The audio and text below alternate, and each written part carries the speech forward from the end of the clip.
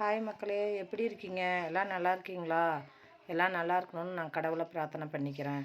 இன்றைக்கி என்ன பார்க்க போகிறோம்னா, இன்றைக்கி கருப்பு கவுனியில் எப்படி இட்லி செய்கிறோம் அப்படின்னு தான் நம்ம பார்க்க போகிறோம். அதுக்காண்டி கருப்பு கவுனி அரிசி எடுத்துக்கிறோம் ஒரு படி. அதுக்கு பிற்பாடு இட்லி அரிசி ஒரு படி, ரெண்டுமே சரிசமமாக எடுத்துக்குவோம்.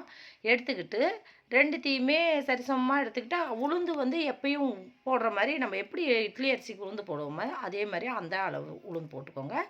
வெந்தயம் போட்டு எல்லாத்தையுமே நைட்டே நல்லா கழுவி தண்ணியை ஊற்றி ஊற வச்சிடணுங்க. ஊற வச்சுட்டு காலையில் தான் எடுத்து அரைப்போம். நாங்கள் எப்பயுமே நைட்டு ஊற வச்சுட்டு படுத்துருவோம். காலையில் எந்திரிச்சு அரைக்கிறது தான் எங்களுக்கு ஈஸியாக இருக்கும். ஏன்னா வந்து பகலெல்லாம் மதியம் சாயந்தரம்லாம் அரைக்க மாட்டோம், வேலையெல்லாம் இருக்குன்னுட்டு. அதனால் நான் காலையில் எந்திரிச்சு எல்லா வேலைங்களோட அந்த வேலையும் சேர்த்து முடிச்சிடுவேன், ஊற வச்சுக்கிடுவேன். அதே மாதிரி இதுக்கு மாதிரி திணையும் சரி கம்பும் சரி எல்லாமே இதேமாரி கருப்பு கவுனியாட்டமே நாங்கள் ஊற போட்டு தான் இட்லிக்கு அரைப்போம் அடிக்கிற தடவை. இப்போ எடுத்துனவே உளுந்து போட்டுக்கிறோம். உளுந்தை போட்டு முதல்ல பாதி உளுந்து தான் போடுவேன், எல்லாம் உளுந்து போட மாட்டேன். சின்ன கிரைண்டராக இருக்கிறதுனால உளுந்து போட்டு அரைச்சிடுவேன். பாதி உளுந்து போடுவேன். அதுக்கப்புறமா அந்த உளுந்து அரைச்சேன்னா மறுபடியும் அடுத்த உளுந்து போடுவேன். போட்டு நல்லா அரைச்சிக்குவேன். இதில் என்ன விஷயம்னா, நான் அரைக்கிற முறைப்படின்னு நான் சொல்கிறேங்க. இப்போ உளுந்து வந்து கெட்டியமாக இருக்கணும் மக்களே. அது அரிசி வந்து தண்ணியாக இருந்தாலும் பரவாயில்ல, அதை பற்றி பிரச்சனை கிடையாது. நான் இப்படி தான் அரைப்பேன். உளுந்து மட்டும் பந்தாட்டம் கெட்டியமாக எடுத்துக்குவேன். அரிசி வந்து தண்ணியாக இருந்தாலும் பரவாயில்ல. அப்போ மாவு நம்ம கரைக்கிறப்ப நல்லா இட்லி நல்லா உப்பி நல்லா வரும், நல்லா பஞ்சாட்டம் வரும் இட்லி. நான் எப்பயுமே அப்படி தான் அரைச்சி முடித்தாச்சு. இப்போ உப்பு போட்டு நல்லா மாவை வந்து கலந்து விட்டுக்குவேன். நல்லா மாவைனா அடித்து கலந்துக்குவேன் நல்லா. அதாவது ஒரு 2 நிமிஷமாவது நல்லா மாவை நல்லா அடித்து கலந்துக்குவோம். சாதாரணமாக உப்பு போட்டு இப்படி கலக்க மாட்டோம், அடித்து தான் கலப்போம் நல்லா.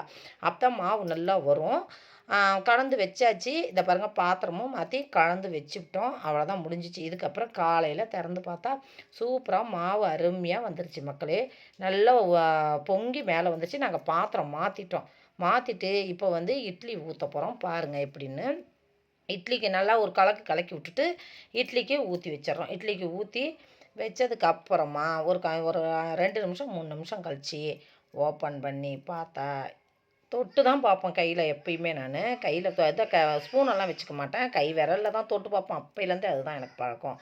தொட்டு பார்ப்போம். பார்த்துட்டு சூப்பராக வெந்திருந்துச்சு, எடுத்தாச்சு. இனி இட்லிக்கு சாம்பார் பொடி தான்.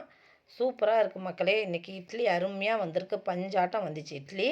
இதை நீங்களும் செஞ்சு பாருங்கள். கருப்பு கவுனியாக இருந்தாலும் சரி, திணையாக இருந்தாலும் சரி, எதுவாக இருந்தாலும் சரி, இது மாதிரி செஞ்சு பாருங்கள். நல்லாயிருக்கும், உடம்புக்கும் நல்லது. குழந்தைங்களுக்கும் நம்ம இட்லி தோசையாகவே ஊற்றி கொடுத்துக்கலாம். ஓகே மக்களே, அடுத்த வீடியோவில் பார்க்கலாம். நன்றி. சப்ஸ்கிரைப் பண்ணுங்கள்.